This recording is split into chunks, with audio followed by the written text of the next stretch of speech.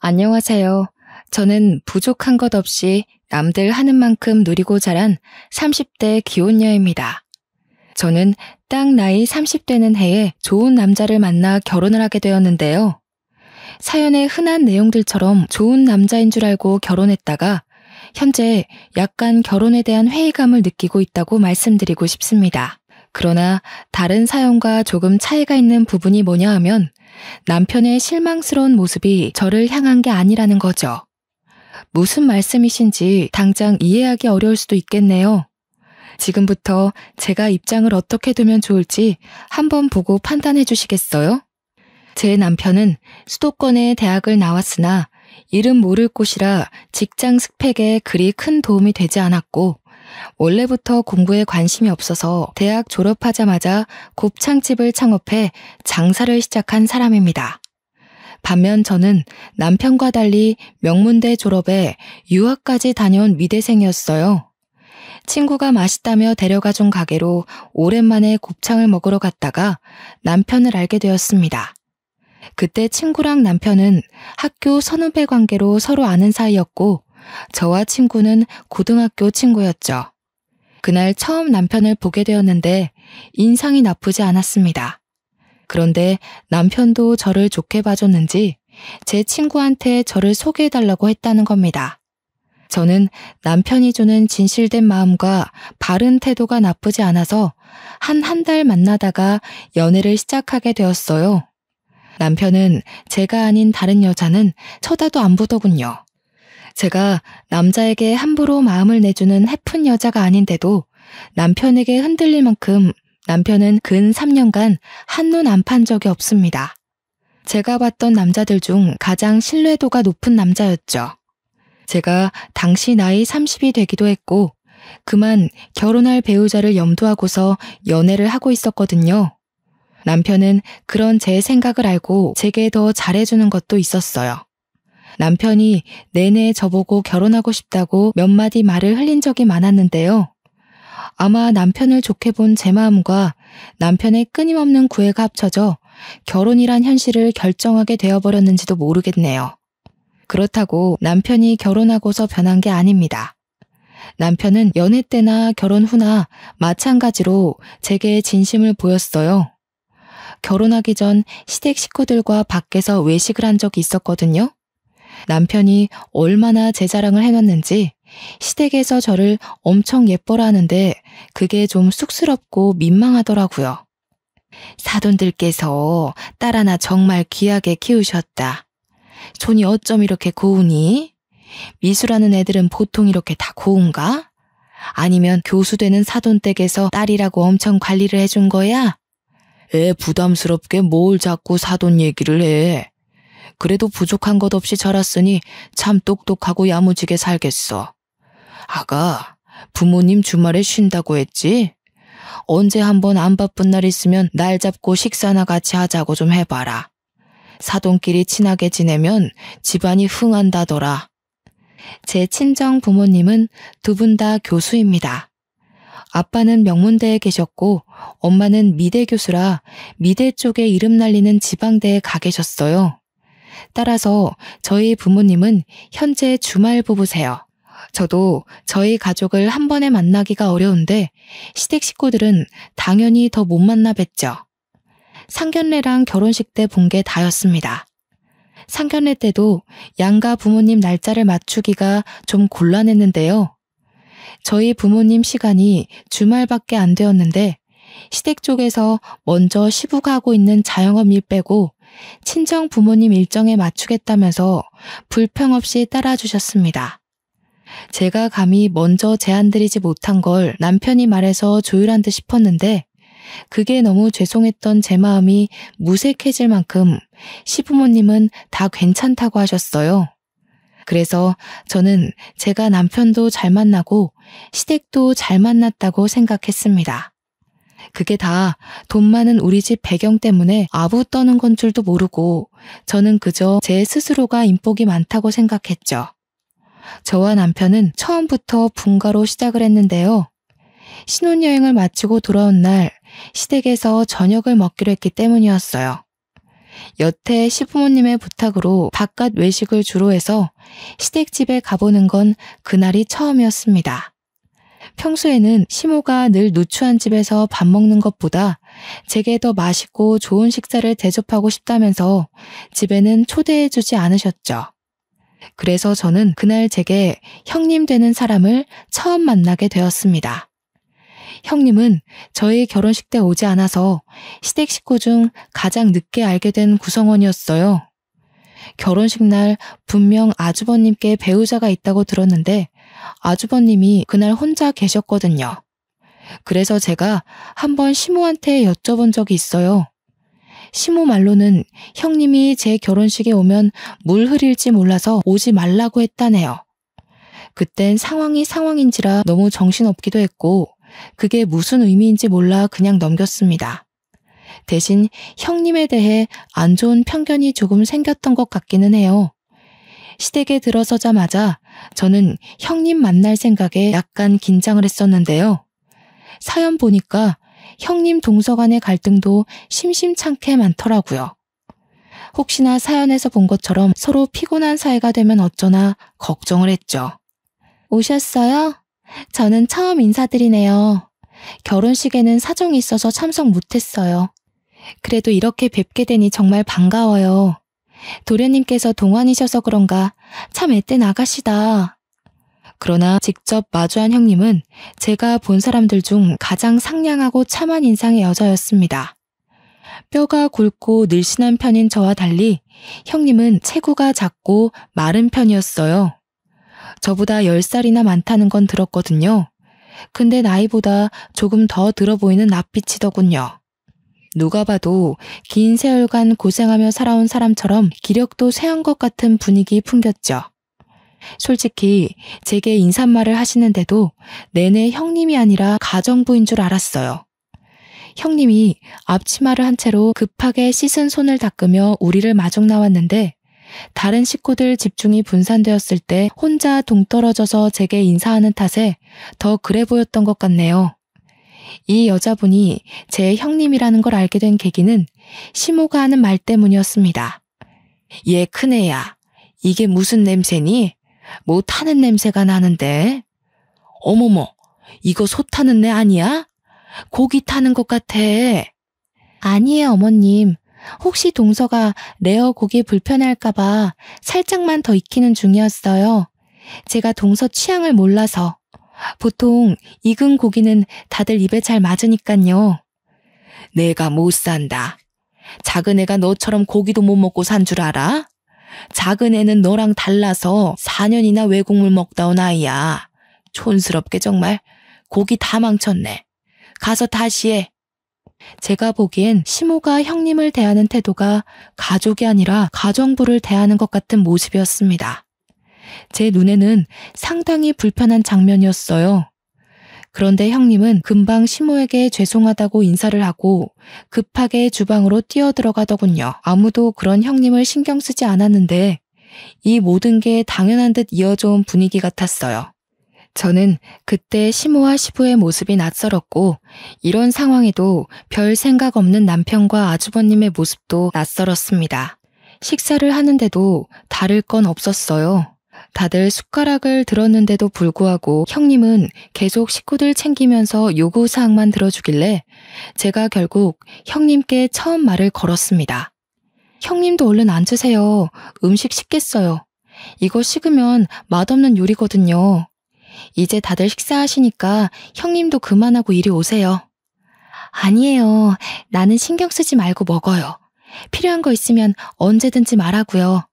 입맛에 맞을진 잘 모르겠는데 그래도 손님이라고 신경 많이 썼으니까 맛있게 드셔요. 심지어 형님 몫의 밥 공기는 놓여있지도 않았습니다. 같은 식구이고 앞으로는 제가 형님께 배워야 할 것도 많은데 이대로 저 혼자만 식사를 할 수가 없어서 저도 숟가락을 내려놓고 형님을 도와야겠다고 생각했어요. 그런데 남편이 저를 잡더니 신경 쓰지 말고 밥 먹으라고 하는 거 있죠. 저더러 저는 시댁 방문 첫날이고 손님 대접 받아야 마땅한 날이라면서요.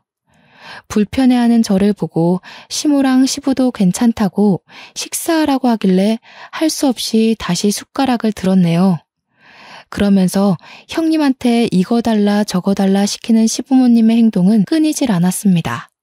이 많은 음식을 하느라 혼자 얼마나 고생을 했는지 형님 얼굴에 땀이 송골송골 맺혀 있더군요. 이건 형님이 이 집 며느리이기 때문에 나서서 고생하는 게 아닌 듯 했어요. 형님과 처음 인사를 나누고 밥을 먹기까지 긴 시간이 흐른 건 아니었지만 그 짧은 시간 동안에도 저는 형님을 형님으로 못 느꼈거든요. 그때만 해도 시댁이 형님을 얼마나 무시하고 있는지가 보였다는 거죠. 그런데도 정작 형님은 아무렇지도 않아 보이더라고요. 제게 웃어주는 여유까지 있었습니다. 그만큼 속에 참고 있는 응어리가 얼마나 많을지, 그게 얼마나 억눌리고 단련이 되었을지가 감히 가늠되지 않아서 더 마음이 불편했던 자리였어요. 저는 그 불편한 자리를 파하고 집으로 돌아와서 남편에게 제대로 물어봤습니다. 형님 말이야, 식구들한테 뭐 잘못했어?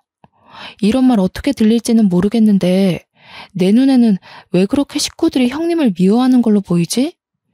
그래서 나 오늘 식사 자리 엄청 싫었어. 형님 도와드리고 싶은데 다들 눈치를 너무 줘서. 아, 싫어한다고 봐야지. 형수가 저기 뭐야, 우리 형이랑 속도 위반으로 결혼했는데 그 전에 형 군대를 유일하게 기다려준 여자였거든. 형이 의리 지킨다고 결혼했더니 가진 게 없어도 너무 없는 여자였던 거 있지? 형도 지금은 후회하더라. 대신 애는 안 만들잖아. 아마 형수가 막 나가면 바로 이혼할 생각일걸? 남편 말로는 형님은 그저 가진 게 없는 데다가 고아라는 이유로 시댁에서 무시받고 있는 거라고 하더군요. 남편이 그 조심스러운 이야기를 별 생각 없이 툭툭 내뱉었는데 그 말투에서 남편마저 형님을 얼마나 무시하고 있는지가 느껴졌습니다. 남편과 만났던 기간, 그러니까 연애 기간까지 통틀어서 남편이 가장 별로인 날이었어요. 그때 아마 괘씸한 마음에 남편의 머리를 한 대 때려주고 씻으러 갔던 것 같아요. 저는 화가로 활동을 시작해 따로 화실이 있는 신혼집을 구했어서 일을 집에서 했는데요. 한날은 화실에서 그림을 그리던 도중 남편이 출근하고 없는 시간인데 누가 초인종을 누르는 겁니다. 택배 시킨 것도 없는데 뭔가 싶어서 확인해 봤더니 형님이 한 손에 보따리를 들고 서 있더라고요. 그 보따리는 또 얼마나 소중한 건지 형님이 품에 꼭 안고 계셨습니다. 형님, 어쩐 일로 오셨어요? 저희 집은 어떻게 찾으시고 연락 주셨으면 제가 시댁에 찾아가면 되는데요. 어머님이 주소 알려줘서 안 헤매고 잘 찾았어. 다름이 아니라 이거 어머님이 동서 갖다 주라고 하더라. 그래요? 이것 때문에 여기까지 일부러 오신 거예요? 너무 고생하셨겠는데 어머님도 참 저한테 연락하시면 될 걸 왜 형님한테 이런 부탁을 하셔선. 저는 형님이 품에 안고 온 걸 받아서 바로 풀어봤습니다. 웬 예물함이더라고요. 그러고 보니 생각이 난 건데 상견례 때 신모가 정말 귀한 며느리 들어오면 자신이 아꼈던 주얼리로 예물을 주고 싶다고 했던 게 기억이 났어요. 제가 이걸 받고 기뻐할 수 없었던 이유는 이것 때문에 굳이 형님을 시켜서 먼 거리를 오게 했냐는 거죠. 급한 것도 아니었고 가지러 오라고 하면 제가 얼마든지 가지러 갈 수 있는 거였다는 겁니다. 예쁘다. 동서랑 참 잘 어울리겠어. 어머님이 동서 칭찬 정말 많이 하거든. 내가 봐도 동서 같은 사람이 우리 집에 들어온 건 정말 축복인 것 같아. 형님이 정말 환하게 웃으면서 저를 칭찬해 주는데 문득 그런 형님의 목이나 손에는 이런 보석 없다는 걸 알아챘어요. 형님은 저보다 먼저 시댁에 들어간 며느리잖아요. 장남의 배우자이고 집안의 기둥을 지키는 첫째 며느리지 않습니까? 그런데 이걸 제가 받았고 형님은 받지 못했으니 제 마음이 얼마나 안 좋았겠어요. 이걸 가져온 형님은 얼마나 더 속이 상하고 자존심이 무너졌을까 걱정이 되더라고요. 차라리 풀어보지 말걸 바보같이 뒤늦게 후회했네요. 형님, 식사 안 하셨죠? 와서 밥 한 끼 하고 가요. 좀 있으면 저녁인데 오늘 남편이 회식 있다고 하더라고요. 저 혼자 밥 먹기 외로워요. 아이고, 이걸 어쩌나? 집에 말도 안 했고 내가 없으면 식사 준비할 사람이 없는데 동서 생각해서 같이 있어주고 싶지만 말씀을 못 드리고 온 거라 좀 곤란할 것 같아. 제가 어머님께 전화드리면 되죠. 어머님이 허락하시면 밥 먹고 가는 거예요? 집까지는 제 차로 태워드릴 테니까 밤길 걱정하지 마시고요. 난처해하며 고민하는 형님을 제가 막무가내로 끌고 들어왔습니다. 형님이 너무 불편해해서 바로 시모한테 전화를 드렸는데 시모가 살짝 당황하더니 오랜만에 식구 데리고 외식하면 된다면서 저랑 형님더러 같이 식사 잘하라고 하대요. 형님한테 그대로 전했더니 형님이 처음보단 조금 안정된 표정이었어요. 형님, 제가 요리를 못해서 배달시켰는데 괜찮죠? 요즘 배달 음식도 진짜 잘 나와요. 이건 제가 쏠게요. 아이고, 뭐하러 돈을 썼어. 내가 해줄 걸 그랬네.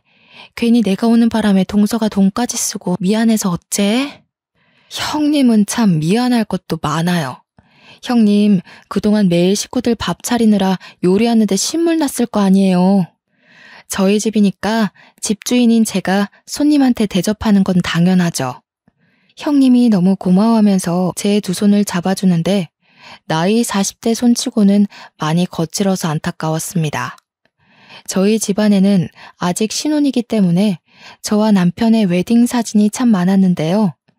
형님한테 집 구경을 시켜주려 한 걸 어쩌다 보니 웨딩 사진 앞에서 한참이나 서 있었어요. 형님이 그걸 유독 좋아하시는 것 같아 자리를 뜨기도 애매했죠. 사진 하나하나를 진정성 있게 봐주시는데 옆에 서 있던 저는 쑥스러운 마음에 형님 옆에 가서 괜히 툴툴거려 보았습니다. 저 이 사진 때문에 한 일주일은 굶다시피 했거든요. 얼마나 배고팠는지. 촬영 끝나자마자 폭식했다니까요. 그래도 너무 예쁜걸. 얼마나 행복했을까. 그래, 결혼은 이런 거였지. 나도 한때 우리 남편이랑 좋은 시간이 있었는데. 형님 웨딩 사진도 보여주세요. 보고 싶어요. 형님은 피부도 하얗고 눈도 크셔서 웨딩 사진 엄청 예쁘게 나왔을 것 같은데. 가지고 계세요? 저는 이때 제가 실수했다는 걸 눈치 못 채고 머뭇거리는 형님에게 어린아이처럼 보챘습니다. 보여주고 싶은데 나는 웨딩 사진이 없어. 결혼식 못하고 혼인신고만 했거든. 이런 거 한번 입어보고 싶은 게 소원이야. 저는 결국 형님 입으로 사실을 들어서야 형님 사정을 알아챈 거예요. 이때 얼마나 당황했는지 모릅니다. 제 자신이 정말 창피했던 순간이었어요. 웨딩드레스 입은 모습이 너무 부러워서 그렇게 빤히 보고 계셨는 줄도 모르고 바보같이 형님한테 상처를 줘버린 셈이라고 생각했죠. 저는 뒤늦게나마 죄송하다고 사과를 했더니 형님은 그저 웃으면서 괜찮다고 하더군요. 얼른 형님을 데리고 화실을 구경하러 갔습니다. 형님은 제 그림에 놀라며 진심으로 찬사를 보냈어요. 저는 거기서 형님을 모델로 하고 작은 화판에 형님 초상화를 그려서 선물로 주었는데요. 형님이 세상을 다 가진 얼굴로 기뻐하는데 그 모습을 보니 저까지 기분이 좋아지더라고요. 무엇보다 제 그림을 소중히 생각해주는 형님의 태도에 감동을 받았습니다. 밥을 먹고 형님을 시댁 앞까지 태워다 줄 때만 해도 저는 형님의 외로움을 조금이나마 달래주지 않았나 싶어서 뿌듯했어요. 그러나 다음날 시부모님의 부름에 남편보다 먼저 시댁에 도착한 저는 형님의 얼굴을 보고서 제가 형님한테 큰 실수를 했다는 걸 깨달았습니다. 형님 볼 한쪽에 손톱으로 긁힌 것처럼 상처가 있는 거 아니겠어요? 형님한테 얼굴이 왜 그러냐고 하니까 그저 별일 아니라고 하며 여느 때처럼 웃기만 했는데 어딘가 모르게 형님 표정이 음울해 보였어요. 그러던 중 방에서 시모가 나왔는데요. 저를 발견한 시모가 썩히고 있던 얼굴을 활짝 펴더군요. 그때 형님은 급히 자리를 피했습니다. 우리 아가 언제 왔니? 미리 도착했구나. 참 예의도 발라. 왔으면 앉지 않고 뭐하러 서 있었어. 네, 방금 와서 형님이랑 인사 나누느라. 그런데 어머님, 형님이 좀 다친 것 같아요. 얼굴이라 흉지면 안 되는데 말 좀 해주세요. 내버려 둬라. 주제도 모르고 집을 오래 비웠으니 대가가 어떤지는 톡톡히 알아야지. 아가 넌 신경 쓸 거 없다. 그리고 웬만하면 큰애한테 뭐 사주고 그러지 마라. 버릇돼. 보니까 제가 어제 밥 먹고 가라고 붙잡는 탓에 형님은 집에 늦게 들어왔다고 시모한테 따귀를 맞은 거였어요. 그런데도 시모는 눈 하나 깜짝 안 하고 당연한 일상처럼 말을 하는데 순간 소름이 돋는 겁니다. 형님께서 대우 못 받고 지낸다는 걸 대충 알고 있었지만 형님이 그간 어떻게 지내왔는지가 그날 전부 파악되더라고요. 그날 자리에 모이게 된 이유는 시부가 불러서였는데요. 저희는 식사 자리에 앉아서 대가족 회의를 나눴습니다. 그땐 그래도 식구라고 생각해주는 건지 시부가 형님한테 음식 준비 잠깐 두고 앉으라고 하더군요. 내가 나이도 있고 언제 어떻게 될지 모르니 미리 재산 상속에 대해 회의를 하려고 해. 오늘 당장 정한다는 게 아니고 대충 내 생각이 어떤지 과연 타당한지 들어보라는 거야. 재산 얘기가 걸리니 남편이랑 아주버님이 바짝 긴장을 했습니다. 그래도 아주버님이 제 남편보다는 덜 불안했어요. 장남이니까 자신에게 떨어지는 재산이 더 많을 거라고 보고 있었죠. 그런데 시부가 뒤이어 하는 말에 식구 모두가 초토화되고 말았는데요. 작은애 집에 70, 큰애는 30으로 생각하고 있다. 네 엄마랑 생각 많이 해보고 내린 결정이니까 어떻게 생각하는지 의견을 말해보거라. 이건 저도 좀 당황스러운 배분이라고 생각했습니다. 저 역시 당연히 아주버님께 더 많은 재산이 가리라 봤거든요. 아니나 다를까 식구들 중 아주버님이 가장 난리가 났어요. 말도 안 돼요. 제가 이 집 장남이잖아요. 근데 어떻게 제철이한테 재산을 더 많이 넘기시는 건데요? 납득할 수 없어요. 제자리 걸음하는 가정에 투자 많이 해주면 뭐 하겠냐. 미래가 창창한 제철이 부부한테 투자하는 게 합당하지. 작은 며느리의 집안을 무시할 수가 없구나. 시부는 듣기 불편하게 저희 부부와 아주버님 부부 재력을 비교했는데요. 그래서 더 난리 난 거죠.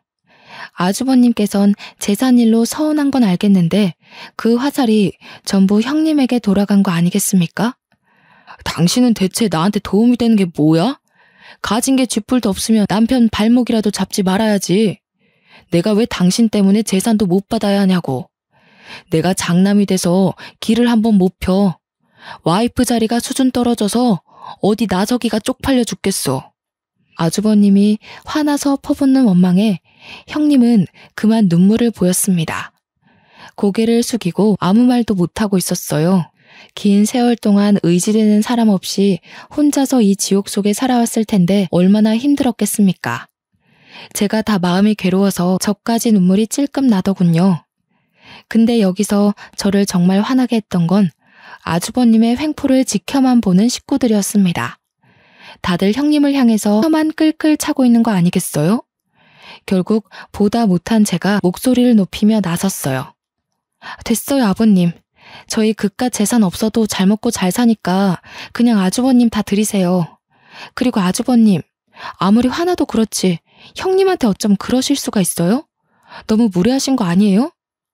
아주버님께선 형님 없었으면 장남 노릇도 못했어요. 형님처럼 뼈 빠지게 내조해주는 게 어디 쉬운 일인 줄 아세요? 제 말에 다들 당황해서 가만히 있는 걸 외면하고 저는 형님을 일으켜서 제 자리를 벗어났습니다. 형님한테 방을 알려달라고 해서 갔더니 아주버님과 각방을 쓰고 있는 걸로 모자라 보일러도 안 들어오고 장판이랑 옷 몇 벌 있는 게 다인 방이었어요. 제가 정의 사도는 분명 아니거든요. 그런데 까도 나오는 형님의 처지를 보니 시댁한테 더더욱 열불이 확 나는 겁니다. 형님, 이런 말 주제 넘는다고 생각할지 모르겠는데 이혼하세요. 뭐가 아쉬워서 형님처럼 100점짜리 여자가 저런 남자 수발 들으면서 살아요. 이혼 못하게 해. 일해줄 사람 없다고. 재산 분할도 해주기 싫다면서. 난 괜찮아. 이러다 또 말아. 동서, 얼른 나가봐. 어머님이 나랑 같이 있다고 또 한 소리 하실라. 아니나 다를까 형님은 아주버님한테 몇 번이나 이혼을 요구했다고 합니다. 하지만 그때마다 남편한테 맞고 시모한테 맞으면서 거절당했다고 해요. 한 번은 시댁 식구 몰래 집을 나갔는데 시댁에서 실종 신고를 하는 바람에 잡혀왔다고 하더군요.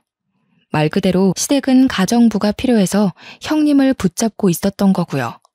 그러면서 아주버님이 밖에서 바람피고 난리인 걸 시부모님은 그냥 눈 감아준다네요. 그날은 오는 형님을 한참 달래주느라 시댁 식구와는 거의 마주하지 않았고 남편과 함께 집에 돌아와서 대판 싸움을 일으켰습니다. 일방적으로 제가 싸움을 걸었다고 봐야겠죠. 자기 이것밖에 안 되는 사람이었어? 나 정말 실망했어. 어떻게 그런 몰상식한 행동을 아무렇지 않게 해? 당신이 이런 사람인 줄 알았으면 나 이 결혼 안 했어. 왜 그래? 형수 일에는 신경 쓰지 말라니까. 원래 저렇게 살아온 사람이야. 고아라서 문제될 것도 없고 어디 신고할 용기도 없는 여자야. 뭐라고? 자기 정말 최악이었구나. 내가 형님처럼 가진 거 없는 여자였어도 그랬겠네? 아니지. 아예 날 거들떠보지도 않았으려나? 무슨 소리야. 난 네 배경 같은 거 모른 채로 너 좋아한 거야. 좋아하다 보니까 네 배경이 어떤지 보였던 거고. 네가 형수 같은 여자였으면 시작조차 안 했어. 너랑 형수는 근본부터가 다른데 왜 그런 소리를 해? 다르긴 뭐가 달라. 다 똑같은 사람인데. 내가 정말 당신이랑 시댁 식구 이해해보려고 했거든? 근데 이건 아니야. 어머님, 아버님까지 나한테는 다 최악으로 보였다고. 저는 여태 남편과 지내면서 큰 싸움을 한 적도 없고 큰 소리를 낸 적도 없어요. 그런데 그날엔 너무 화가 나서 남편에게 처음 소리를 질러봤네요. 남편도 이런 제 모습을 처음 봐서 그런지 당황해서 입만 벙긋거리더라고요. 형님한테 사과해. 그리고 당신이 아주버님 말려. 우리가 시댁 재산 포기할 테니까 아주버님 보고 앞으로 정신 똑바로 차리라고 해. 뭐? 아니 우리가 왜 그래야 되는데? 아빠가 우리한테 돈 준다잖아. 지금은 70, 30이지만 우리가 잘하면 더 떨어질 수도 있어. 그 아까운 걸 왜 포기해? 그래, 그럼 그 돈 받고 혼자 살던가. 우리 혼인신고도 안 했는데 그만 갈라서자. 나는 이렇게 정신머리 없는 남자랑 절대 못 살아. 친정 갈 거라고 미련 없이 돌아서는 저를 남편이 급하게 붙들며 이러지 말라고 무릎을 꿇더군요. 저는 이 시댁에 아쉬울 게 없는 사람입니다. 재산도 시댁보다 우리 친정이 더 많아요. 이 결혼은 정말 남편 하나를 사랑해서 한 거라 제가 쥐고 있는 건 남편 하나뿐이란 거죠. 그래서 따로 포기할 게 없으니 남편 하나 버리면 그만이라는 겁니다. 안 돼. 나 자기 없으면 집에서 대접 못 받아. 내가 자기처럼 과분한 사람을 아내로 둬서 부모님이 날 그나마 지켜 세워주는 거란 말이야. 원래는 장남 입에 달고 다녔어. 제발 갈라서는 건 안 돼. 당신이 당신 가족이랑 다르다는 거 나한테 증명할 수 있어? 그걸 보여주지 않으면 나 더 이상 당신 못 믿어. 그러니까 당신이 가족들한테 말해. 형님 놔주라고. 그건 내가 간섭할 수 있는 부분이 아니야. 괜히 나섰다가 미움만 사서 상속 부분에 문제라도 생기면 그것만 아니면 정말 당신이 시키는 거 다 할 자신 있어. 그럼 내가 가서 말할 테니까 당신은 옆에서 내가 시키는 대로 해. 내가 어머님 아버님한테 그리 대단한 존재라면서? 당신보단 내 말이 먹힐 것 같네. 이것까지 말리면 나 당신이랑 살림 이어갈 생각 없으니까 잘 판단하고. 그날의 싸움 이후 저는 이혼 서류 한 장을 챙겨서 시댁을 들렸고 남편은 연차까지 내면서 굳이 저를 뒤쫓아왔습니다. 제가 간다는 연락을 안 했던 터라 연락 못 받은 시모와 아주버님 표정은 그저 순진무구했는데요. 아쉽게도 시부는 일 때문에 안 계시더라고요. 저는 그대로 앞뒤 상황 설명 없이 그대로 아주버님께 다가가 형님과 당장 이혼하라고 선포했습니다. 아주버님께서 형님이랑 이혼하지 않으면 제가 남편이랑 이혼할 거예요. 제가 불편한 꼴은 못 보고 사는 사람인데 아주버님이랑 형님 관계 보는 게 제 입장에서 굉장히 힘들고 괴로워요. 그러니까 아주버님이 형님과 관계를 끝내던지 아니면 제가 이 집을 나감으로써 더 이상 그 꼴을 보지 않던지 하려고요. 뭐라고요? 아니 잠깐만요. 느닷없이 찾아와서 갑자기 뭔 소리예요? 왜 이래요? 재수 씨가 뭔데 나랑 내 와이프한테 이혼하라 말아요? 어머나, 새아가. 뭐라고? 이혼이라니. 이게 무슨 날벼락이야? 정신없이 이러지 말고 찬찬히 설명 좀 해보거라. 네, 어머님. 들으신 내용 그대로예요. 말 그대로 아주버님께서 형님을 못살게 구는 꼴을 더 이상은 못 보겠어요. 형님이 이 집에서 나가던 제가 나가던 오늘 결판 내려고 찾아왔으니 어머님도 협조해주세요. 주방에서 숨죽여 듣고 있던 형님은 어느새 눈물을 흘리고 있었습니다. 저는 그런 형님을 밖으로 데리고 나와서 시모와 아주버님을 다시 마주했어요. 그리곤 가방에 챙겨온 이혼 서류를 내밀었죠. 어머님, 아주버님, 이제 말씀해보세요. 여기에 제 도장 찍을까요? 아니면 형님 도장 찍을까요? 시모는 크게 당황했습니다. 저도 포기할 수 없고 형님도 포기할 수 없어서 곤란해하는 게 다 느껴질 정도였죠. 아가, 도대체 왜 이러는 거니? 우리가 언제 큰애를 괴롭혔다고 그래? 큰애는 이 집에 들어올 때부터 이렇게 살림하면서 지냈어. 직장을 안 다니니 며느리로서 집에서 집안일 하는 건데 그걸 왜 자꾸 신경 써? 어머님, 그거 아세요? 해놓고 안 했다고 하는 건 거짓말이잖아요. 근데요, 해놓고도 모르는 건 그냥 사악한 거예요. 제가 오죽하면 어머님께 이렇게까지 말하겠어요. 이 여자가 진짜? 재수씨, 지금 뭐라고 했어요? 집에 돈 좀 있다고 이렇게 어른 막 대도 되는 거예요? 여보, 우리 이혼해야겠다. 어머님이랑 아주버님은 우리가 이혼하길 바라나 봐. 내가 자기 도장 챙겨왔거든? 빨리 찍어. 안 돼. 뭐해, 형. 빨리 도장 가져와서 찍어. 형수도 얼른 도장 챙겨와요. 나 진짜 와이프랑 이혼하게 되면 이 집 가만 안 둬. 제가 도장을 찍으려 하자 그제서야 시모도 황급히 소리치며 제 손을 막았습니다. 형님한테도 빨리 이혼 서류 작성하라고 재촉하더군요. 그 길로 저는 형님 짐까지 챙겨서 그 집을 나왔어요. 부동산에 일하는 아는 지인을 통해서 형님이 당분간 지낼 만한 곳을 알아보고 단기 계약을 마쳤죠. 동서, 이렇게까지 안 해줘도 되는데 내가 너한테 피해를 준 건 아닌가 몰라. 집에서 어떻게 감당하려고 나섰어. 나는 정말 무시해도 되는 사람인데. 세상에 무시해도 되는 사람이 어딨어요? 저는 잘못된 걸 잘못됐다고 알려줬을 뿐이고 그걸 따지고 든다면 저도 그 집이랑 가족하기 싫어요.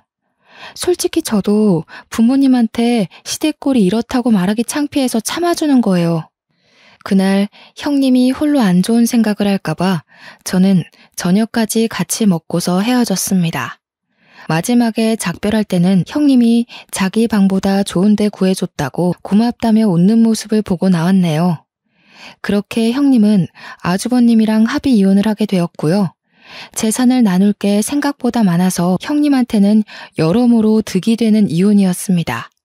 이 사실을 몰랐던 시부는 열을 내면서 아주버님을 앉혀놓고 쓴소리를 많이 했나 보더라고요. 그러면서도 이 문제를 일으킨 원흉, 저를 따로 부르진 않으셨어요. 식구끼리 함께 만나는 자리가 있더라도 시부는 그것에 대해 따로 말을 붙이지 않았고요. 시댁은 제가 한바탕 업고 난 이후 분위기가 좀 바뀌었습니다. 형님을 괴롭혔던 것처럼 제게 똑같은 화살이 날라왔다는 게 아니라 저를 눈치 보기 시작했다는 거예요. 제 입으로 이런 말하기 민망하지만 저를 놓치지 않으려고 애쓰는 모습들이었어요. 그래서 제 이혼은 일단 보류하기로 결정이 되었고요. 대신 남편을 통해서 시댁 모두에게 경고는 해줬습니다. 한 번만 더 사람 인격 함부로 모독하면 가차없이 이혼하겠다고, 2번 넘어가주는 일은 없을 거라고 했어요. 남편이 그대로 시댁에 전했다고 했더니 시댁 식구들이 그 뒤부터 제 앞에서 함부로 입도 뻥끗 못하더라고요. 그렇게 몇 년이 흘렀을까요? 저는 형님과 계속 연락하며 지내고 있었는데요. 제가 형님께 반찬 가게 하나를 차려줬는데 형님은 평소 훌륭하던 요리 솜씨 덕분에 매출이 3달 만에 급등하여 바쁜 하루를 보내는 중이더라고요.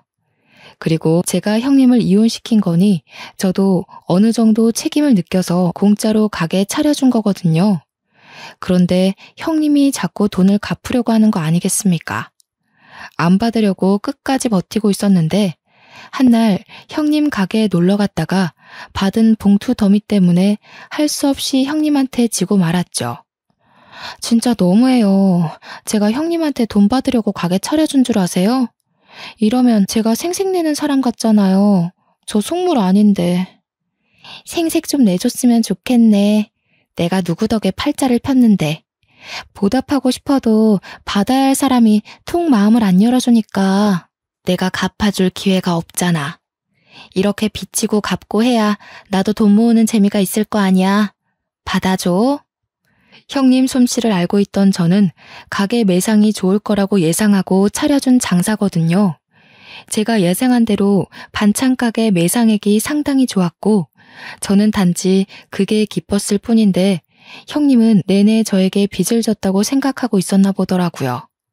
제가 이 두둑한 봉투를 받는다고 해서 형님 살림에 큰 영향이 되는 건 아니었어요.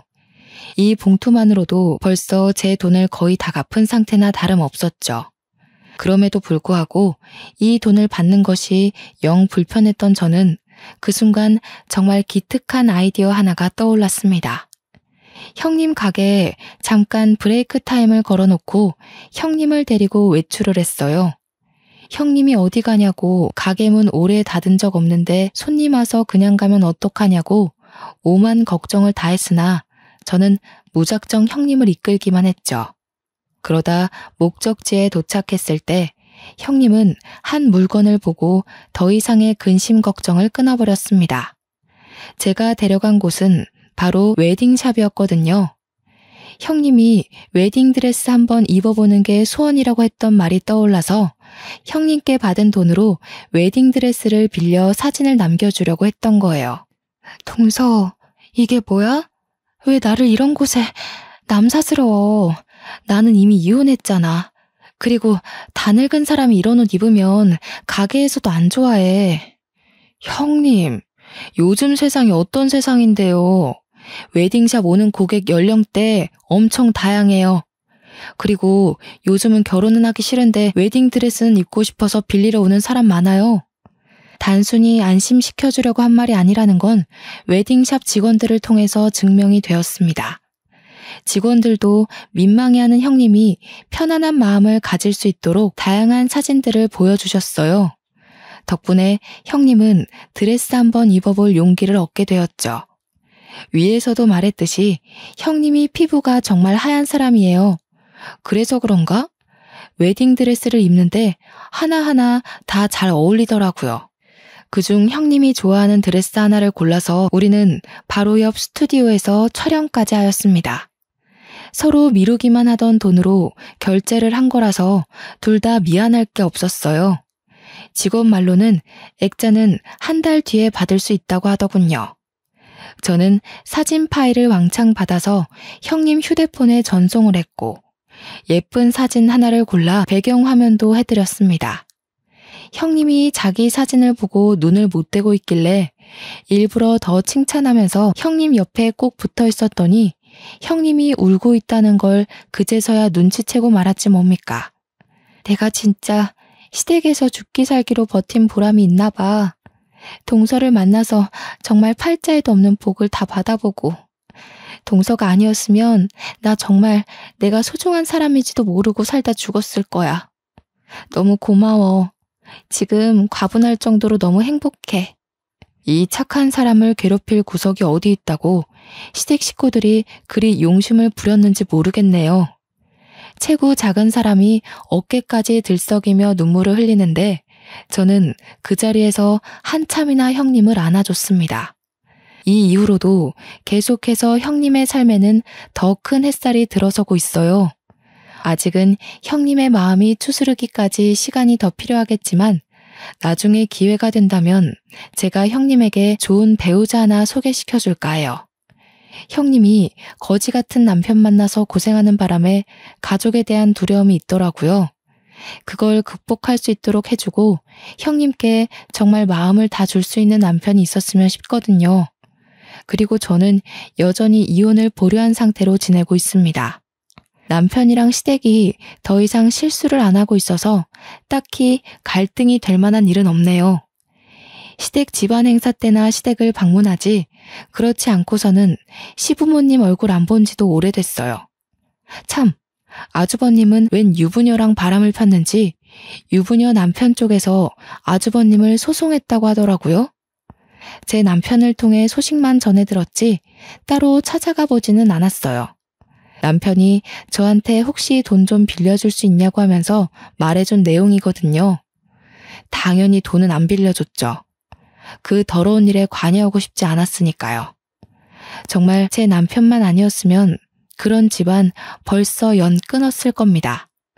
그나마 남편이 제 곁에서 쥐죽은 듯 지내고 제 바램대로 엇나가는 짓을 안 해서 시댁 식구들의 더러운 꼴을 눈감아주고 있는 거예요. 가끔 제 부모님이 전화가 와서 어떻게 지내냐고 여쭤보시는데 그때마다 그동안 있었던 일들과 시댁 식구의 실체를 밝히고 싶어 입이 참 근질근질합니다. 저는 사람을 갑, 을로 계급 매기는 걸 정말 싫어하는데요. 시간이 지날수록 시댁에서 을짓을 자처하니 제가 이 집의 실세처럼 보이는 것 같아 불편할 때가 있어요. 시댁 식구들의 성향이 어쩔 수 없이 계급을 나누는 분위기더라고요. 이렇게 되어버린 관계를 과연 제가 무탈하게 풀어나갈 수 있을까? 살짝 그런 걱정이 되는 거 있죠? 어쨌든 그렇게 해서 저는 현재 위태로운 결혼 생활을 이어가는 중이라는 거예요. 다들 조심하고 있으니 아직은 이혼까진 생각지 않아도 되지 않나 싶어요. 저는 그저 착한 우리 형님이 다시 웃음을 찾을 수 있어서 그것만으로도 좋네요. 그동안 형님을 가뒀던 슬픈 시간들은 새롭게 회복한 삶을 통해서 사라지게 될 거라고 봅니다. 저는 우리 형님 미래를 계속 응원하고 지켜주는 관계로 지낼 생각입니다. 좋은 언니가 생긴 기분이라 기쁘네요. 나중에 형님이 새로 드린 반찬 갖다 주신다고 했는데 슬슬 형님 맞을 준비를 해야겠습니다. 저는 이만 여기서 사연을 끝마칠게요. 다들 미소 가득한 하루 보내시길 바래요. 지금까지 저와 형님 이야기에 관심 가져주셔서 감사합니다.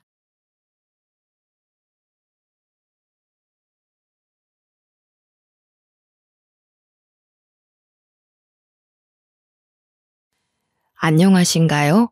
저는 50대가 되도록 결혼 한 번 안 해본 아줌마입니다. 제가 평생 컴퓨터 켜서 이런저런 사연을 써볼 수 있다는 것도 모르고 산 사람인데 우연히 아는 분을 통해 라디오 한번 내보라는 말을 듣고 배워왔습니다. 제가 결혼을 안 해봤다고 인사를 드렸잖아요. 사실은 정확히 말하자면 결혼식을 꾸리고 웨딩드레스까지만 입었다고 말씀드리고 싶네요. 제가 바보같이 사기 결혼을 당했거든요. 그때 한참 속상했습니다. 그 기가 막힌 사연은 어디 내놓기 부끄러울 정도로 제가 참 바보 같았는데요. 속에만 담아두면 더 깊이 골마서 생생하게 기억된다며 어디 털어놓으라는 지인 말에 결심했습니다. 고민 많이 하다가 한번 써보게 되었네요.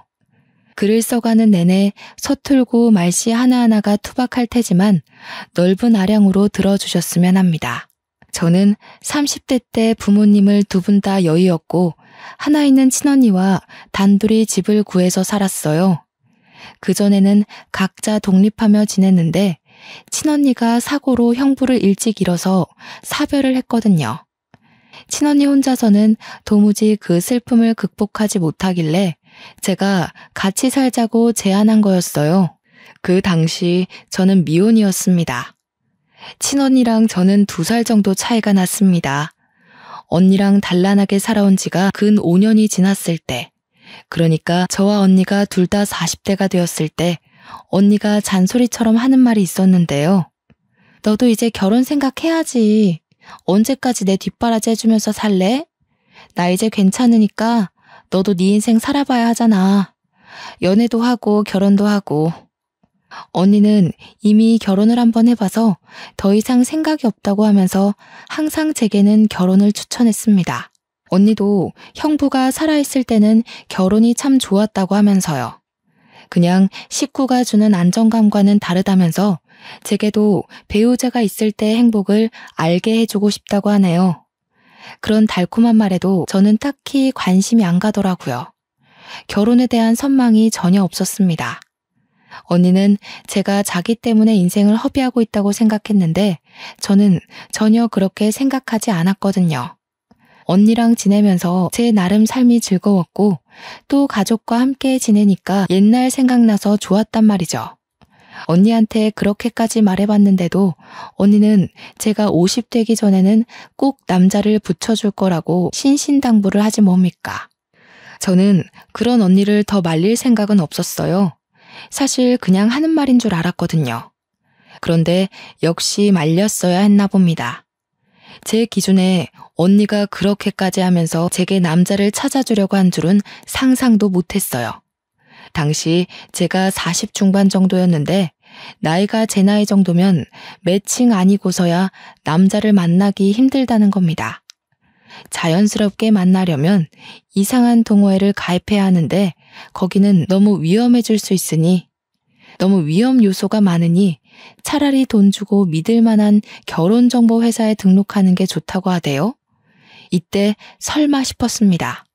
무슨 돈까지 들이면서 남자를 만나냐고 됐다고 손사래를 쳤는데도 언니는 꼭 죽기 전에 해봐야 하는 게 결혼이라면서 저를 업체에다 등록해버렸지 뭐예요. 저는 생전 그런 것에는 발 담글 생각이 없었던 사람입니다. 그렇게까지 남자를 만나고 싶지도 않았고요.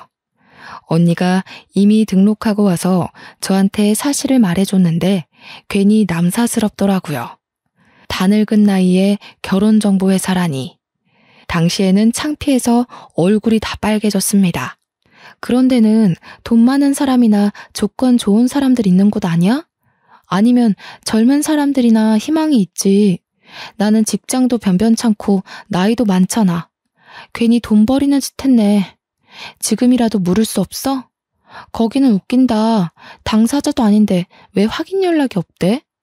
식구라서 민증이랑 가족관계 증명서 가져가면 등록해주더라. 그리고 이 좋은 걸 왜 몰라? 우리 또래도 생각보다 많아. 오히려 우리 또래가 더 많을 수도 있지? 젊은 사람들은 알아서 기회가 찾아오는데 우리같이 나이 있는 사람은 기회가 적으니까. 내가 정말 좋은 남자 해달라고 했으니까 기다리고 있어봐. 언니가 너무 서두르는 느낌이 없지 않아 있었지만 이때만 해도 언니의 생각보다는 언니가 마음대로 그런 큰 돈을 들여 일을 벌인 것에만 신경이 가 있었어요. 그렇다고 다툰 건 아니에요. 언니가 제 걱정을 많이 생각해서 그랬단 걸 아니깐요. 저는 언니와 함께 개인 애견 카페를 차려 운영 중인데요. 그 사망보험금으로 차린 카페예요. 그래서 부모님이 주신 선물이라 생각하고 정말 열심히 공부해서 운영해 나갔죠. 평소 강아지를 좋아하는 언니와 제 마음이 맞아서 시작한 사업이었고 아파트 단지 주위에 있어서 가족 단위 손님들이 제법 많이 와요. 그래서 먹고 살 만큼은 벌고 있었습니다. 그러나 그게 어디 대놓고 자랑할 만한 재산은 아니었어요. 결혼업체에 등록하려면 내부 사정을 하나하나 밝혀야 했을 텐데 제 형편없는 조건으로도 되는 게 있었나 보더라고요. 그게 민망해서 언니한테 슬쩍 물어봤는데 언니는 그것도 업체마다 커트라인 조건이 다르다고 자기가 알아본 업체는 신생업체였는데 그래서 커트라인이 다소 낮게 잡혀 있었다네요. 언니도 자세히는 모르지만 어떤 손님들 하는 얘기를 엿듣고서 그곳을 찾아가 봤다고 합니다. 이미 엎질러진 물이고 환불도 안 된다고 하니까 저도 그만 될 대로 되라 식으로 마음을 놓아버렸어요. 그렇게 한 4개월이 흘렀을까요? 언니가 예전 엄마와 같은 병으로 몸져 눕게 된 거예요. 이미 완치 시기를 놓친 유방암이라고 했습니다. 언니가 스스로 입원을 한 뒤에 저한테 연락이 왔었는데요. 저는 그 전화 한 통을 받고 나서야 처음으로 언니의 지병을 알게 되었습니다. 너무 놀라서 장사를 접으면서까지 언니 간병에 올인을 했는데 알고 보니까 언니는 이미 자기의 병세를 알고 있었던 겁니다.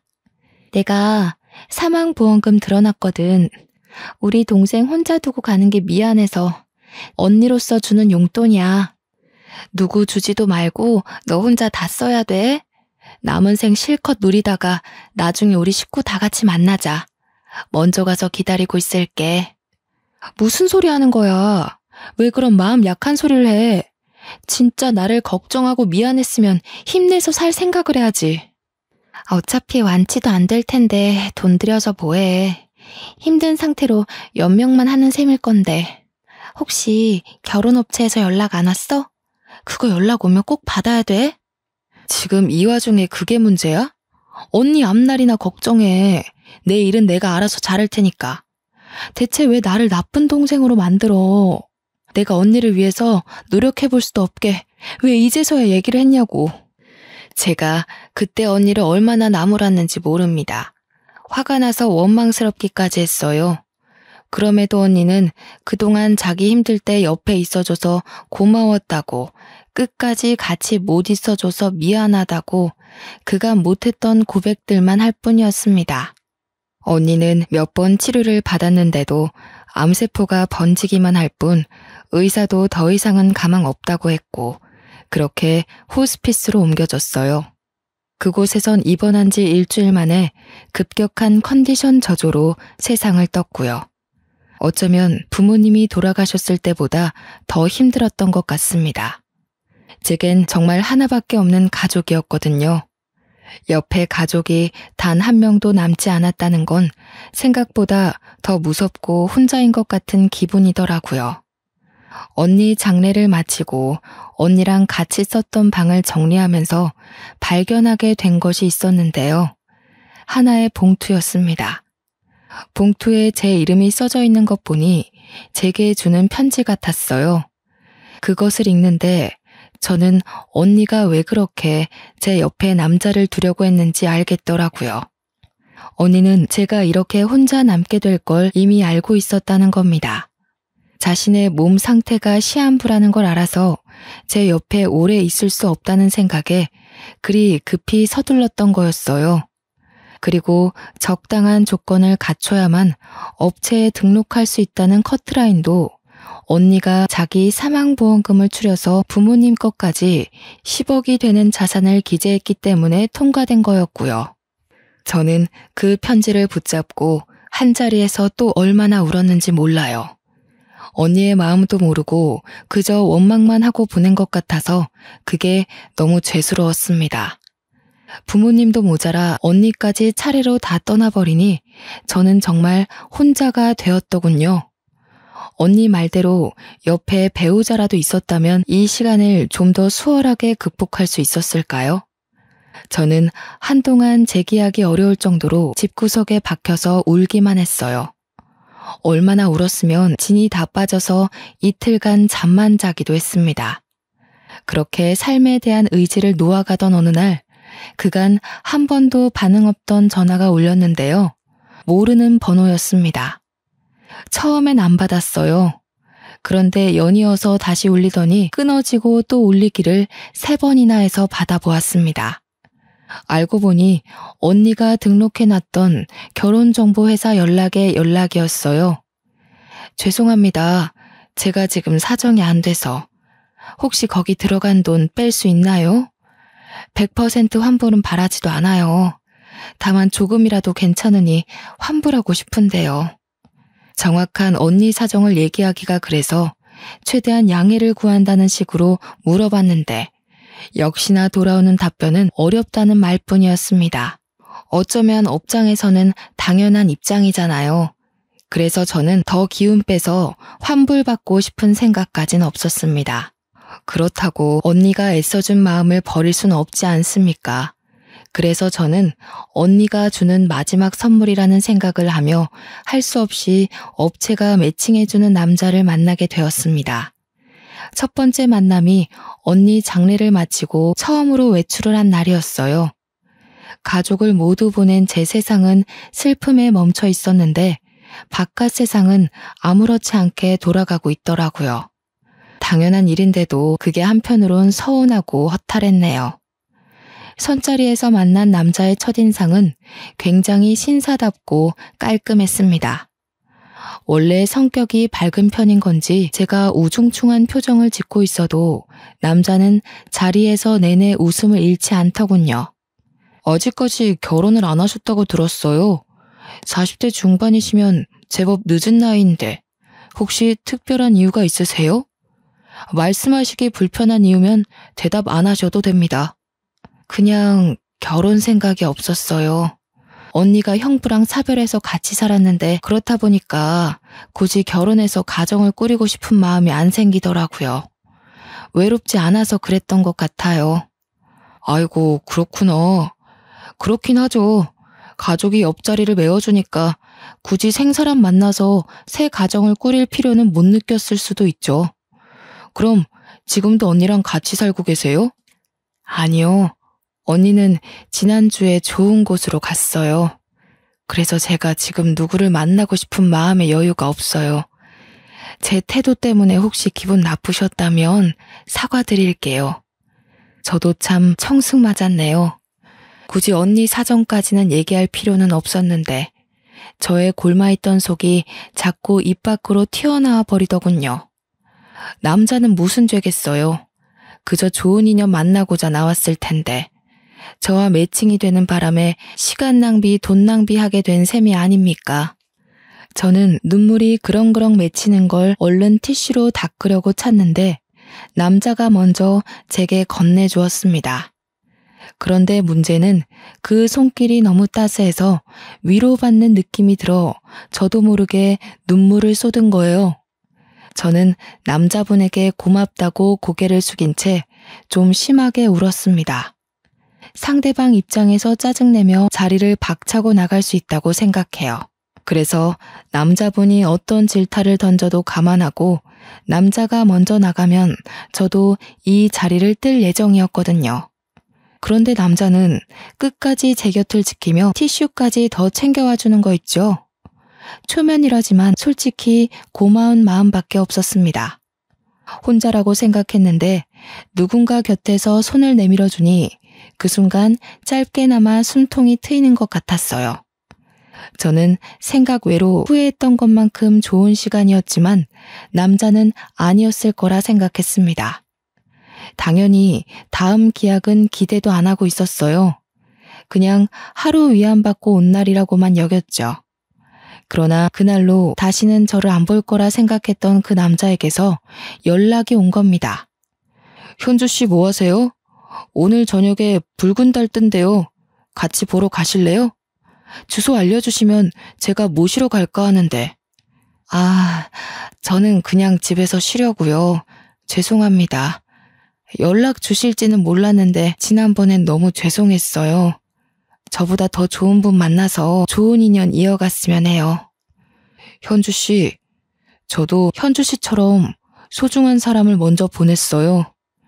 결혼하려고 했던 사람이 현주 씨 언니분이랑 같은 암에 걸려서 저도 많이 힘들었거든요.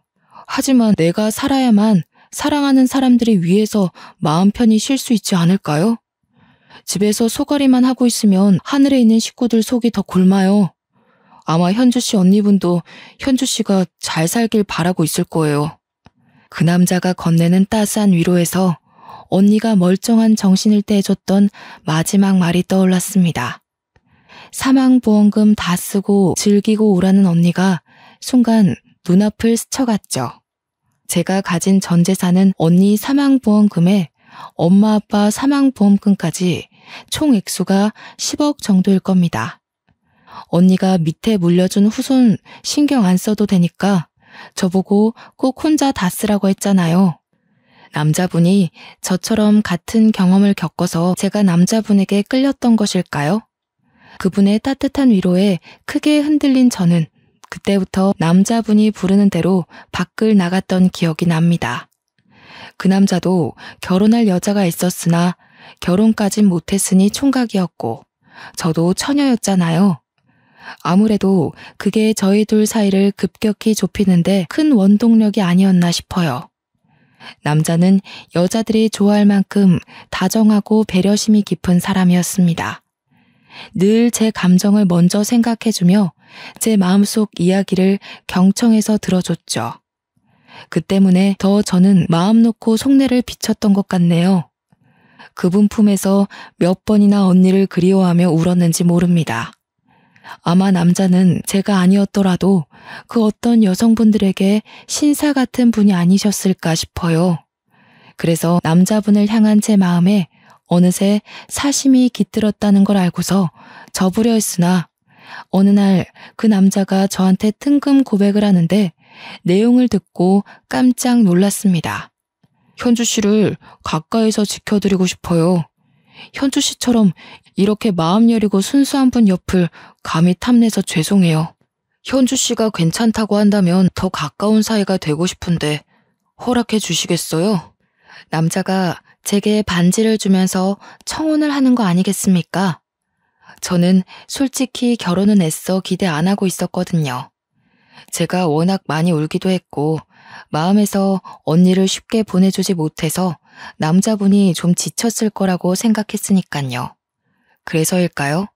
남자가 제 곁을 지켜주고 싶다고 청혼을 해주는데 언니가 저더러 배우자가 주는 행복은 좀 다르다고 했던 말을 온몸으로 느꼈네요. 그러면서도 한편으로는 살짝 고민도 했습니다. 제가 나이 50이 다 돼가기도 했고 그 나이 먹도록 해볼 건 나름 많이 해봤으나 결혼은 처음이라서 생각 없이 뛰어들기가 좀 망설여지더라고요. 제 나이면 도전이 어려워져요. 게다가 제 팔자에 결혼은 없을 거라고 이미 단념하고 산 지가 오래라. 그래서 남자가 해준 청혼을 받고도 솔직히 걱정 많이 했는데요. 문득 집에서 가족 사진을 보다가 결혼이란 낯선 세계로 뛰어들어 보길 마음먹게 되었습니다. 언니 말대로 결혼하면 지금보다 더한 행복감이 올 거라는 기대감을 만끽하기로 했죠. 그 남자가 만들어 놓은 인생 설계에 함께할 의지가 생기자 저 또한 좀 더 적극적으로 마음을 표현하게 되더군요. 남자는 제가 한 번도 받아보지 못한 이벤트도 많이 해줬어요. 이런 것에 대한 로망도 딱히 없이 살았는데 막상 받아보니까 너무 사랑받는 기분이더라고요. 가족이 곁에 없어서 다시는 웃지 못할 거라 생각했는데 저는 이렇게 슬픔을 잠시 잊을 만큼 행복한 나날을 보냈습니다. 다만 제가 걱정이 됐던 건 남자분이 특히 꽃 선물을 많이 줬는데 그 안에는 꼭 주얼리가 함께 동봉되어 있거든요. 이게 한두 푼 하는 게 아닐 텐데 기념일도 아닌 날마다 이렇게 선물을 주니 남자에게 부담이 되진 않을까 싶어 걱정되는 거 있죠. 희석 씨, 왜 자꾸 돈을 써요? 이게 다 얼마래? 이렇게까지 안 해줘도 저 충분히 희석 씨 마음 알아요. 이러면 제가 미안해지잖아요. 내가 있는 게 돈뿐인걸요? 현주 씨한테 내 모든 걸 걸겠다는 표시예요. 그리고 현주 씨가 곧 제 사람이 될 거잖아요. 제 것한테 제 마음 퍼주는 건데 뭐 어때서요? 이쯤에서 업체에서 본 정보가 다시 떠올랐는데요. 이 남자는 20억 자산가로 기재되어 있었어요. 직원한테 듣기로 술 브랜드 공장을 운영한다고 했던 것 같네요. 그래서 정말 이만한 돈이 부담되지 않을 만도 했죠. 또 남자 말대로 저희는 곧 결혼을 하게 될 사이니 서로에게 주는 마음의 표시는 우리 모두의 것이 되는 거나 다름없다는 말도 일리가 있더라고요. 저와 남자는 다툼 한 번 없이 이렇게 무난한 만남을 지속해가고 있었습니다. 행복한 하루만 계속되던 중 한 번은 제가 남자를 집에 초대한 적이 있었는데요. 결혼하기 전에 제 집을 소개해드리고 집에서 밥 한 끼 해주는 게 예의라고 봤기 때문이에요. 그 당일에 제가 얼마나 진수성찬을 차려놨는지 몰라요. 남자가 좋아하는 걸로다가 전부 만들어 놓느라 꼭두 새벽부터 일어나서 요리를 했거든요. 가족들 있을 때도 이렇게까진 차려 먹은 적이 없는데 저도 그 남자한테 많이 빠져 있었나 봅니다. 남자가 집에 도착해서 초인종을 눌렀을 때 정말 소녀처럼 설레었던 기억이 나네요. 나이 50을 바라보는 입장에서 현관문까지 그렇게 달려본 것도 처음이었어요. 문을 열자마자 남자의 얼굴보다 꽃다발이 먼저 들이밀어졌는데요. 오늘은 제가 선물 좀 주려고 했는데 또 선수를 빼앗겨버려 조금은 심통이 났습니다. 물론 두근거리고 기분 좋은 어리광이었다고 봐야겠죠. 그런데 말입니다. 저희 집이 주택이라서 대문을 열면 마당을 넘어 골목이 보이거든요. 제가 남자의 꽃을 받고 기뻐하던 중 우연히 그 골목을 보게 되었는데 웬 여성분이 저희 집을 빤히 쳐다보고 있는 겁니다. 나이는 저랑 또래거나 저보다 살짝 어려 보이는 것도 같았습니다.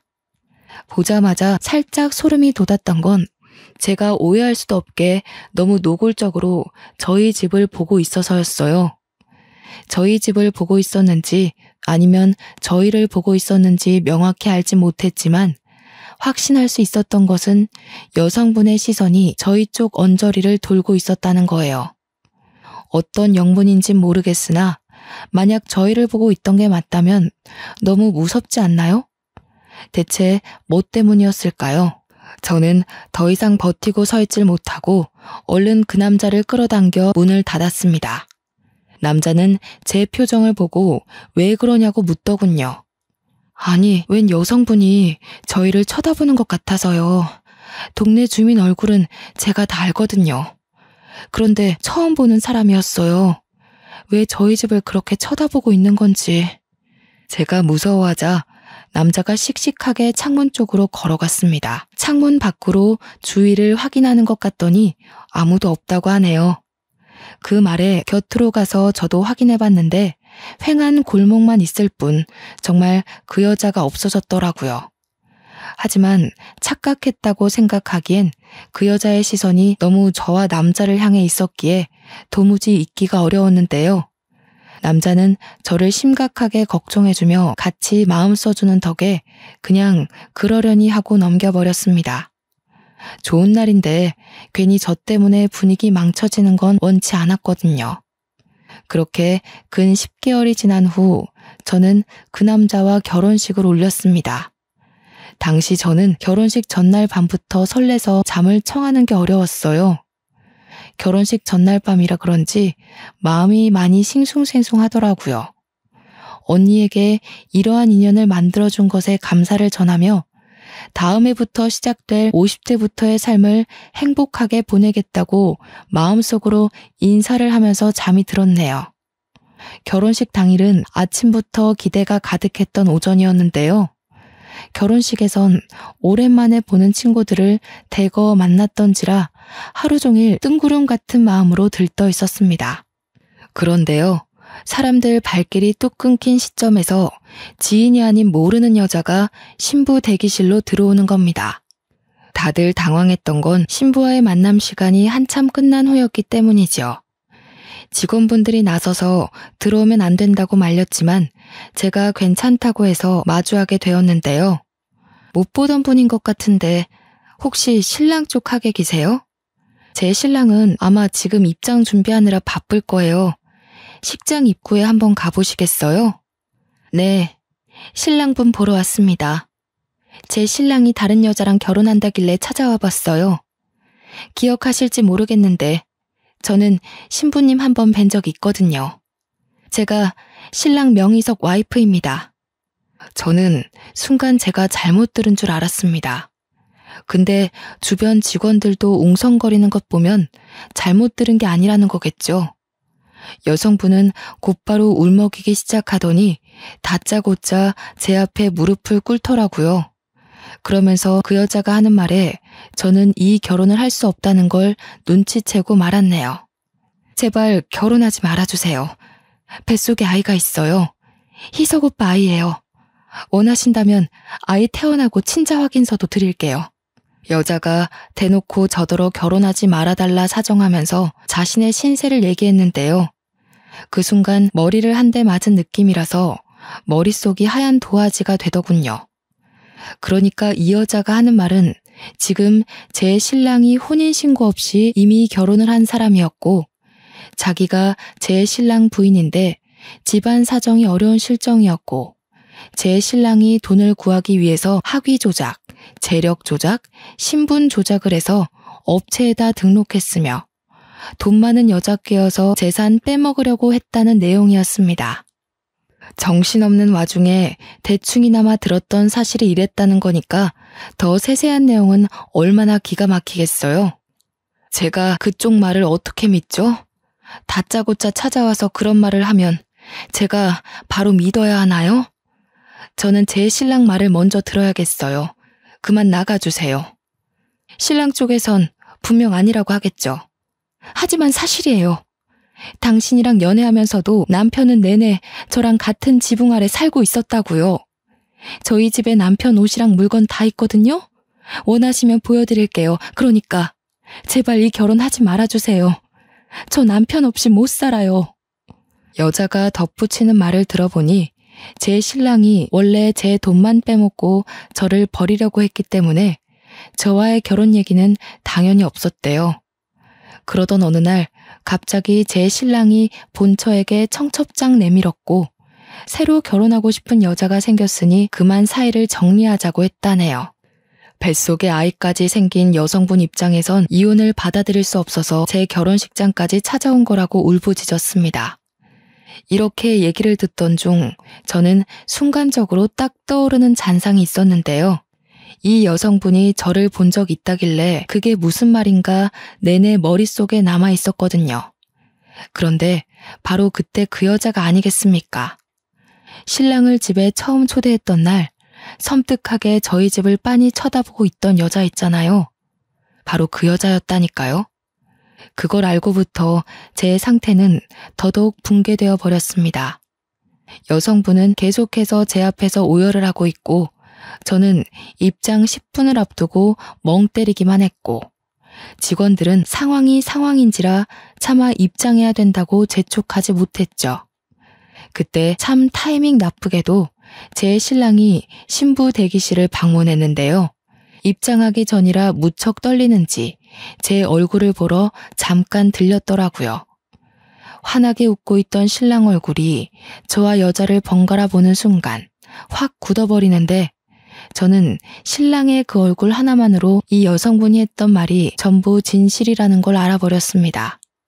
신랑 표정이 알아서 말해주는데 그걸 눈치채고 알아보는 것조차도 제겐 괴로운 일이더군요. 당신이 여긴 어떻게... 이 여자가 진짜? 여기가 어디라고 쫓아와? 내가 허튼 짓 하면 가만 안 둔다고 했지. 할 말 있으면 나를 찾아오라고 했잖아. 심지어 제 신랑은 여태 제가 보지 못했던 험악한 모습으로 여자를 질질 잡아끌기 시작했는데요. 다정했던 신랑의 모습이 모두 거짓이었다는 것도 여기서 밝혀진 셈이었죠. 여성분은 자기 신랑한테 우악스럽게 끌려가면서도 신랑한테 계속 매달리며 사정을 했습니다.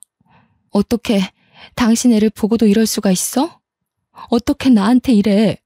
돈만 구해온다고 했잖아. 나랑 우리 아이 행복하게 해준다고 했잖아. 닥쳐. 현주 씨 미안해. 내가 얼른 쫓아내고 올게. 이 여자가 뭐라고 했든 믿지 마. 내가 다 설명할 테니까 잠시만 기다려. 예비 신랑과 여성분이 그대로 대기실을 나갔고 저는 턱 막혀있던 숨을 토해내면서 동시에 눈물까지 터져 나왔습니다. 직원들이 휴지를 가져와 제 눈물을 닦아주었어요. 거기다 대고 저는 흐느끼며 부탁을 했죠. 경찰 좀 불러주세요. 선생님들, 저 사람들 좀 잡아가달라고 해주세요. 죄송합니다. 저 때문에 헛고생하셔서 죄송해요. 직원들은 저를 달래주면서 위로의 말도 같이 전했어요. 그리고 경찰 부르는 걸 잠깐 망설이는 듯 했으나 곧 속속들이 움직임을 보였습니다. 이 모든 초토화가 고작 10분이란 짧은 시간에 일어났던 일들이에요. 제가 경찰을 불러달라고 애원했을 때는 이미 결혼식 입장 시간이었던 겁니다. 상황을 뒤늦게 한 사회자가 아마 결혼식을 중단했을 거예요. 하객들이 자리를 정돈하고 뜨던 와중 식장에 신랑과 신부가 아닌 경찰이 난입했었는데요. 경찰들이 밖에 있던 신랑을 찾아서 연행했다고 하더라고요. 원래는 그대로 경찰서에 끌려갈 처지였지만 신랑이 저 한번 만나게 해달라고 사정을 하는 바람에 경찰과 동행하여 신부 대기실을 찾아온 거 있죠. 다시 마주한 신랑이 옆에 경찰을 끼고서 제게 무릎을 꿇고 빌기 시작하는데 저는 그 모습을 보면서도 행복했던 10개월간의 만남이 몽땅 부서지는 느낌만 받았습니다. 미안해, 현주씨. 저 여자와의 관계를 얘기 못한 건 미안한데 내가 정말 사랑하는 건 현주씨가 맞아. 저 여자가 뭐라고 했든 다 거짓말이야. 저 여자 나 모함하려고 찾아온 거라고. 그렇다고 하기엔 내가 들은 게 너무 많아요, 희석씨. 내 재산이 탐나서 나한테 접근했던 거였어요? 제가 희석씨한테 어떤 심정으로 가정사를 털어놓은 건데 어떻게 사람이 그리 간사해요? 아니야, 오해라니까. 저 여자가 그런 소리 하든 내 말을 믿어야지 왜 엉뚱한 사람 말을 믿어. 현주씨, 그러니까 내가 다 설명하겠다고 했잖아요. 현주씨가 경찰 부른 거죠. 내가 당신한테 10개월 동안 얼마를 쏟아부었는데 정작 내 돈 빼먹은 건 당신이잖아. 제 신랑은 자기 분을 못 참고 혼자서 욕까지 짓거렸습니다. 제 앞에 처음 드러내는 날것의 모습이었을 테죠. 그때의 신랑은 정말 제가 알던 사람과는 완전 다른 사람이었어요. 제게 화를 내면서도 미친 사람처럼 계속 저를 붙잡고 늘어졌습니다. 그 순간 신랑이 쫓아낸 줄 알았던 여자가 마찬가지로 경찰한테 연행된 채로 다시 찾아와서는 신랑 신상에 대해 모조리 고백하기 시작했는데요. 경찰 선생님, 저 사람 이런 사기 처음 아니에요. 아마 여기저기 돈 떼인 여자들 많을 거예요. 당장 제 남편 잡아가서 죗값 치르게 해주세요. 완전 드라마 같은 상황이 아닙니까? 제가 다 늦은 나이에 무슨 부귀영화를 누리겠다고 결혼을 하고자 했던 건지 순간 행복을 기대했던 제 자신이 2배로 무너지는 기분이었어요. 본처는 자기 남편이 저와 결혼해서 자기를 떠날 바엔 그냥 감옥을 보내는 게 낫다고 판단했나 봅니다. 아주 적극적으로 자기 남편의 민낯을 샅샅이 밝혀주더군요. 그 때문에 신랑은 참지 못하고 제 손을 놓고서 본처한테 뛰어갔습니다. 그 두터운 손으로 본처의 머리채를 꽉 잡는데 하마터면 닭싸움이 될 뻔했던 걸 경찰이 나서서 상황이 진정되었네요. 바깥에는 하객들 쫙 깔려 있었습니다. 저는 일부러 얼굴 비추지 않고 한참 신부 대기실에만 있었어요. 친구들이 저를 걱정해서 만나고자 했으나 당시 저는 아무도 보고 싶지 않았던 듯합니다. 한참 그곳에서 울기만 했거든요. 그리곤 정신을 차려서 신랑과 그 여자를 고소했습니다. 당연히 사람 신원을 제대로 파악하지 못한 결혼정보회사에도 손해배상을 청구했고요. 제가 웬만하면 재산을 대거 사용해 본 적은 없는데 정말 엉뚱한 곳에 아까운 돈을 써버린 셈이 되었네요. 변호사님 도움을 받아서 최대한 소송할 건 모두 했으나 차마 상간녀 소송은 못했습니다. 어찌 보면 저야말로 그 여성분에게 상간녀 아니었겠어요? 변호사님 말로는 제 신랑이 사실혼 관계였다는 걸 숨겼고 저는 그가 유부남인 걸 모르고 있는 상태였으니까 위자료 청구 소송이 들어오더라도 당연히 기각될 거라고 하더군요. 그런데도 하지 않았습니다. 그냥 긴 싸움을 하고 싶지 않았던 것 같아요. 그런 곳에 더는 기운 뺄 마음의 여유가 없었던 거죠. 그렇게 힘든 시련을 마무리 짓고 저는 식구들을 한데 모아놓은 묘자리를 찾았습니다. 언니, 내가 결국 이 모양 이 꼴이 됐어. 괜히 잘 살아보겠다고 욕심내서 그런가 봐. 그냥 우리 강아지들 데리고 평범하게 지내다가 갈게. 이런 모습으로 찾아와서 미안해. 저는 해가 저물기 전까지 묘자리 앞에 앉아 있다가 내려왔어요. 이미 카페 개들은 우리 집에 있었고 내일부터 다시 카페를 오픈해야 되니 개들을 옮기기 전에 매장 청소를 해야 했습니다. 그래서 늦은 저녁쯤 카페를 찾았죠. 그런데 카페 앞에 누가 서 있더라고요.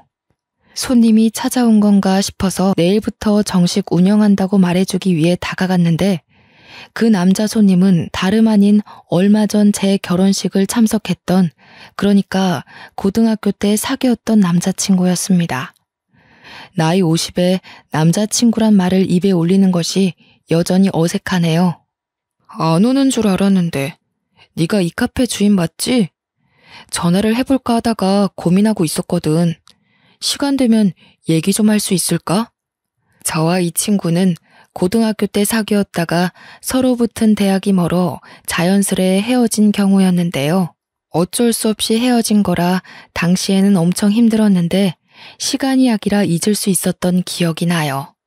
나 여기 아파트 살고 있거든. 지난번 지나가다가 너 우연히 보고 설마 했는데 맞구나. 조금 더 빨리 용기 낼 걸 그랬다. 친구가 저와 대화하고 싶다고 해서 저는 우선 카페 문을 따고 들어가 음료를 대접했습니다. 결혼식 때 왔다고 했는데 저는 못 봤거든요. 그렇다면 신부 대기실에 인사를 오지 않았다는 건데 왜일까요? 혼자 의문을 가지고 있던 찰나 친구가 하는 말에 모든 게 이해가 되었습니다. 결혼식일 많이 힘들었지. 내가 너를 좀 더 빨리 알아봤다면 네가 그런 고생은 안 했을 텐데. 혹시 지금은 만나는 남자 있어? 너만 괜찮으면 나 너랑 다시 시작하고 싶어. 조금 놀랐습니다. 친구가 제게 아직도 마음이 있는 줄은 몰랐거든요. 결혼식 때 제게 인사하지 않은 이유도 다 저에 대한 미련을 떨치지 못했기 때문이었던 거죠. 친구는 저를 첫사랑이었다고 칭하며 한 번도 저와 함께했던 순간처럼 설렘을 느껴본 적이 없다고 하더군요. 너무 오래된 마음이기도 했고 저를 만날 용기가 없어서 내내 마음 한켠에 두고 살다가 친구들을 통해서 제 결혼식을 알게 되었다고 해요. 결혼하는 저를 보고 그만 자기도 완전히 저를 잊으려고 했으나 제 결혼이 틀어진 걸 보고선 자기는 그걸 기회라고 봤다는 겁니다. 힘든 일 겪어온 사람 앞에서 이런 소리해서 미안해. 그런데 지금이 아니면 내가 또 나중에 후회하고 있을 것 같아서 찾아왔어. 그랬구나. 그런데 어쩌지? 난 이제 결혼할 생각이 없어. 나야말로 미안해. 나는 그냥 우리 강아지들이랑 같이 사는 게 제일 행복하다는 걸 알아서 더는 다른 것에 욕심내지 않기로 마음먹었거든. 저의 조심스러운 거절에도 친구는 괜찮다고만 했습니다. 꼭 결혼을 해야만이 서로가 함께 있을 수 있는 거 아니지 않냐고. 그냥 옆에만 있게 해달라고 하네요. 관계의 정리는 같이 지내면서 언제든 바뀔 수 있으니 억지로 관계를 정의 내리는 건 자기도 싫다고 하면서요. 그날은 제가 차마 확답은 주지 못하고 헤어졌는데요. 그 뒤로도 친구랑 같은 아파트라서 그런지 자주 보게 되었습니다. 친구는 제게 부담되게 다가오거나 선을 넘지 않았어요. 와서 손님이 많으면 카페 일을 도와주기도 했고 강아지들 관리에도 큰 보탬이 되어 주었어요. 그렇게 3년이 지난 현재까지도 저와 친구의 관계는 제자리 걸음 중입니다. 친구는 아직도 제 카페에서 개들이랑 시간을 보내고 저와 얼굴 마주하는 게 좋기만 하다고 하네요. 참, 친구도 아직 결혼을 안 했대요. 다른 여자한테 마음이 안 간다는 이유만으로 계속 결혼을 미뤄왔다고 하더라고요. 그렇다고 또 제게 결혼을 언급하는 건 아니었어요. 친구의 감정이 어떤지 제가 먼저 궁금할 정도로 친구는 자신의 마음을 묻어두기만 했죠. 남자한테 크게 당해서 결혼식까지 망쳐본 제가 바보 같게도 또 남자한테 흔들리고 있으니 얼마나 한심합니까? 감정이 앞서는 이 마음을 억누르는 것도 참 힘든 일이더군요.